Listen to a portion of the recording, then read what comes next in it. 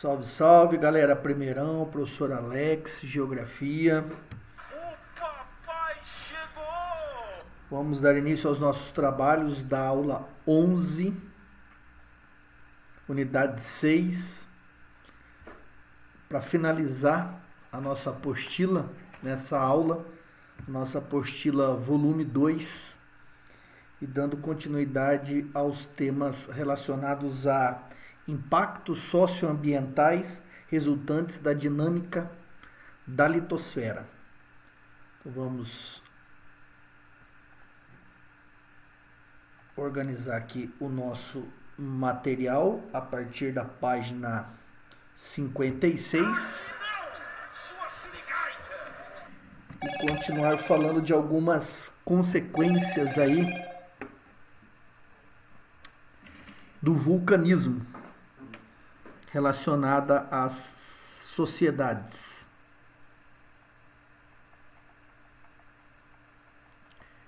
Eu já havia comentado com vocês anteriormente, mas vale a pena agora no estudo sobre o mapa das regiões que concentram o maior número de vulcões ativos no nosso planeta, que curiosamente é no fundo dos oceanos. Existem duas, melhor dizendo, regiões aí. O Anel de Fogo do Pacífico e o Anel de Fogo do Atlântico também. Porém, a gente vai destacar aqui a atividade vulcânica no Anel de Fogo, ou cinturão, ou círculo de fogo do Pacífico. Até por ser o maior oceano, a maior área oceânica, e as inúmeras placas tectônicas em movimento, em áreas de contato ou divergência, ou mesmo limites deslizantes de placas tectônicas na região pacífica. As regiões situadas nos limites de convergência das placas tectônicas são as que apresentam as maiores atividades tectônicas na crosta terrestre. Além disso, o Oceano Pacífico apresenta litorais ativos pelo fato de a placa do Pacífico estar mergulhando sobre os continentes e as placas que delimitam, caracterizando zonas de subducção, como a gente já viu anteriormente. Muito importante aqui esse conceito de limites convergentes de placas quando envolve uma placa continental e outra placa oceânica. Nesse tipo de contato denomina-se zonas de subducção, e a placa oceânica é direcionada para debaixo da placa continental. Processo, inclusive, responsável pela formação de dobramentos modernos, cadeias montanhosas, como a gente também já estudou. Tais fatores explicam a expressiva ocorrência de tremores e tsunamis, bem como a presença de elevado número de vulcões ativos ao longo das margens do Oceano Pacífico. De acordo com a National Geographic, há 452 vulcões em atividade ao longo do Círculo de Fogo. Outras fontes indicam que aproximadamente 90% dos terremotos de maior magnitude, ao menos 75% das erupções vulcânicas, incluindo a do vulcão chileno Puyehre, ocorrem nesse local. Analisando aqui o mapa, nós temos exatamente essa abrangência, do denominado Círculo de Fogo do Pacífico, estendendo-se por toda a costa oeste do continente americano, no fundo do Oceano Pacífico, na costa leste da Ásia e também da Oceania.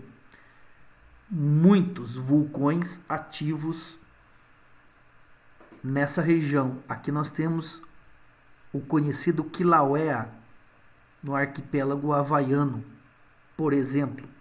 Então, esses vulcões ativos e inclusive em processo de formação de ilhas vulcânicas e também a atividade sísmica intensa na região. Observe no mapa a seguir como muitas regiões situadas ao longo do Círculo de Fogo são densamente povoadas. Essas populações, ao contrário da brasileira, por viverem em uma região comumente impactada por terremotos, tsunamis e erupções vulcânicas, precisam estar sempre alertas, pois habitar territórios vulneráveis implica correr riscos. Principalmente aqui, essa região asiática, né? Da China, da Península das Coreias, do próprio Japão, da Indonésia, do território indiano, da Península da Indochina, ou a costa oeste da América, como na Califórnia, Estados Unidos, território mexicano, países centro-americanos ou países sul-americanos. São vários países na área de abrangência do Círculo de Fogo do Pacífico que concentram grandes densidades demográficas. Então, o risco, eminente que essas atividades desses agentes representam para essas sociedades, e algo que a gente já comentou anteriormente, inclusive a diferença que existe dos efeitos desses fenômenos em países menos desenvolvidos, como é o caso de muitos países latino-americanos, centro-americanos e da Oceania, da Ásia também. Convém destacar também que os riscos tendem a se elevar à medida que se intensificam condições socioeconômicas menos privilegiadas, que é o que eu acabei de mencionar. Existem diversos países pobres situados ao longo do Círculo de Fogo. Mesmo quando o país é desenvolvido, isso não impede que haja uma parcela de sua população vivendo em situação de maior vulnerabilidade socioeconômica. Enfim, ricos e pobres estão igualmente sujeitos aos impactos das forças da natureza, mas os efeitos decorrentes podem ser assimilados de formas diferentes, produzindo consequências bem distintas entre esses grupos. Aqui um texto de complementação desse tema, o lado positivo do vulcanismo, como eu já havia falado. A exemplo aqui o aproveitamento da energia geotérmica, do calor liberado pelo interior da crosta, que tem sido aproveitado em alguns países, como na Islândia, por exemplo, como uma fonte geradora de energia. Aqui a gente vê o exemplo, de uma usina geotérmica na Islândia, como eu mencionei. Além do turismo e da geração de energia, o vulcanismo foi responsável pelo surgimento de diversos arquipélagos nos oceanos, como o Havaí. Muitos locais onde no passado houve derrame de lavas vulcânicas atualmente apresentam alguns dos tipos de solos mais férteis do mundo, como o de terra roxa, tipo de solo de origem basáltica de cor avermelhada, rossa e italiano, existente no Brasil, no interior dos estados do Paraná e de São Paulo, Minas, Goiás, uma extensa faixa do chamado Planalto Meridional. Ocorre esse tipo de solo no Brasil, na Sibéria, em outras regiões do mundo, como também já mencionado, uma das vantagens da atividade vulcânica. Eu tenho insistido numa fala com vocês que é o fato do Brasil estar localizado no centro da placa sul-americana e ter uma estrutura geológica muito antiga, e o que isso representa em termos de uma relativa estabilidade geológica para o nosso país, para o território brasileiro, para a sociedade brasileira. Porém, existem outros riscos, né, iminentes e recorrentes que afligem a sociedade brasileira em termos de ocupação de áreas de encostas, enchentes e principalmente deslizamentos, que estaremos vendo agora nessa parte final da aula, da unidade e também da apostila. Áreas de risco no Brasil, a questão da ocupação em encostas. O território brasileiro pode não ser atingido por erupções vulcânicas, terremotos avassaladores ou tsunamis. No entanto, uma significativa parcela de sua população vive em áreas de risco por outros fatores naturais. Trata-se da combinação, isso é muito importante, principalmente nas regiões situadas próximas à costa, ao litoral, da elevada pluviosidade, típica de alguns dos tipos climáticos aqui existentes, com a presença de muitas áreas serranas, serras, encostas. Nos mapas a seguir, como o Brasil apresenta terrenos dobrados nas proximidades do litoral, avançando mais para o interior, particularmente na região sudeste. Vale aqui a dica de destacar que esse tipo de ocorrência é mais comum, é historicamente mais intenso nos estados da região sudeste, ou seja, São Paulo, Rio de Janeiro, Minas Gerais e Espírito Santo.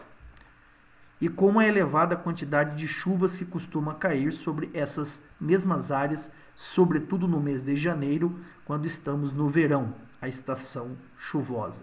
Então, observando os mapas, a gente consegue aqui fazer uma analogia entre o tipo de relevo, aqui no caso de mais serras, né, abrangendo toda uma extensão próxima ao litoral brasileiro, a região costeira na região sudeste, a região mencionada, e também as médias de precipitação no mês de janeiro, que aumentam consideravelmente porque se trata de meses de verão, de dezembro a março. O hemisfério sul está em solstícios de verão e no clima tropical, que abrange grande extensão do território brasileiro, são os meses que as chuvas aumentam, as chuvas se concentram nos meses de verão. Por isso citado aí o mês de janeiro.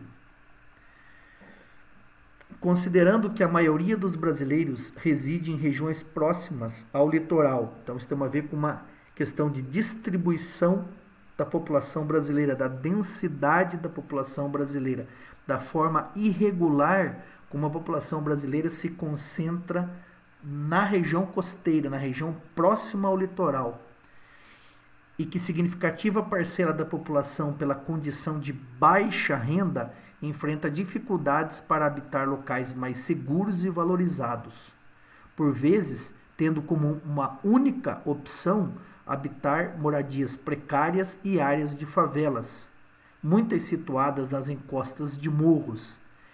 Esta se revela uma combinação de fatores que os insere em uma situação de vulnerabilidade. Frisando bem essa parte, pessoal, essa combinação de aspectos naturais com aspectos socioeconômicos. Essa combinação de regiões serranas, clima chuvoso, com a precariedade das moradias, com a baixa renda da população e as suas dificuldades em habitar locais mais seguros e valorizados, é a combinação perfeita para algumas catástrofes, para alguns acontecimentos, como os deslizamentos de terra que ocorrem historicamente no Brasil. Não são manchetes do último verão, desse ano, do ano passado, ou mesmo dessa década. Há muito tempo, boa parte da população brasileira que se concentra justamente nessa região e que apresentam essas características socioeconômicas, vem sofrendo com esses acontecimentos. Encostas de montanhas são terrenos sensíveis e apresentam possibilidade de ocorrência de deslizamentos de terra. As serras litorâneas brasileiras são naturalmente sujeitas a deslizamentos em virtude da inclinação dos terrenos e do excesso de umidade, que torna os solos mais instáveis. Na Serra do Mar, por exemplo, independentemente das ações antrópicas, sempre houve deslizamentos. Então é importante, inclusive, ressaltar esse aspecto aqui, ó, de ações da própria natureza, né? Independente das ações humanas, dessa área estar ocupada, como nós podemos comprovar aqui nessa imagem, no estado do Rio de Janeiro, em 2011, nós não observamos nenhum tipo de ocupação, nenhuma ação antrópica, inclusive uma região com uma vegetação natural preservada, o que é uma garantia, né, de menos intensidade de deslizamentos. A vegetação impede ou dificulta, pelo menos, os deslizamentos e mesmo assim eles ocorrem de forma natural. Quando essas áreas são então desmatadas e ocupadas, isso potencializa enormemente a ocorrência dos deslizamentos. No entanto, a ação humana potencializa o problema. Pelas características naturais descritas, torna-se perigoso desmatar e ocupar essas áreas de encostas. A falta de vegetação deixa os solos mais expostos à erosão. Além disso, sem as raízes das plantas, elas ficam mais instáveis e tendem a perder a adesão ao substrato rochoso. Em algumas áreas próximas aos centros urbanos industriais, a ocorrência de chuvas ácidas também pode contribuir para essa situação, uma vez que afeta diretamente a vegetação. Segundo a ABNT, Associação Brasileira de Normas Técnicas, os movimentos de massa resultantes de instabilidades em encostas são classificados em 4 categorias, que nós podemos observar através desse quadro. Queda e rolamento seria desprendimento de fragmentos de terreno de qualquer tamanho, que caem de certa altura em queda livre ou qualquer outra trajetória e tipo de movimento. Tombamento, movimento de massa em forma de báscula com eixo na base. Escorregamento, movimento de massa por deslocamento sobre uma ou mais superfícies. E escoamento, movimento de massa com propriedades de fluido, lento ou rápido. Corrida. Báscula seria que faz movimento basculante, com um dos lados presos e o outro em movimento. Nos últimos anos, a cada verão, centenas de brasileiros têm sido vítimas, muitas delas fatais, dos deslizamentos de encostas, especialmente dos tipos classificados como escorregamento, o movimento de massa por deslocamento sobre uma ou mais superfície. Os locais das tragédias têm variado principalmente entre as regiões sul e o litoral oriental nordestino, quando a estação das chuvas mais pronunciadas inicia invariavelmente ano após ano. Algumas encostas vão abaixo, soterrando casas e matando pessoas. Infelizmente, é o que estas e muitas outras imagens retratam. Deslizamentos no litoral de Santa Catarina, deslizamento em Angra dos Reis, Rio de Janeiro, deslizamento Niterói, Rio de Janeiro, deslizamento Nova Friburgo, Rio de Janeiro, deslizamento Salvador, Bahia, deslizamento São Paulo. Então, são muitas as imagens que comprovam a intensidade desses fenômenos que, como eu disse anteriormente, ocorrem sistematicamente ano após ano, devido a essa combinação, né, de fatores naturais, regiões serranas, áreas de encostas, íngremes, com o aumento das chuvas, né, o aumento dos índices pluviométricos, são os aspectos naturais. Já o aumento também devido às questões socioeconômicas, a precariedade das sociedades em termos de moradia. Existe um déficit habitacional muito grande no país, o aumento, né, da favelização, da ocupação dos morros, né, tudo isso envolve uma questão socioeconômica muito grande e emergencial no país. Ok? Estamos livres dos vulcões, dos terremotos, porém não de fenômenos como deslizamentos de terras, por exemplo. Fica aqui a dica para vocês se dedicarem aos exercícios da apostila, assim como do CA, para reforço, fixação desse conteúdo. E dessa forma a gente está finalizando a nossa apostila, volume 2, e estaremos na próxima aula, a nossa 12ª aula, dando início aos trabalhos com a apostila do volume 3. Ok? Para vocês, eu deixo aqui um... Beijo no seu coração. Fui!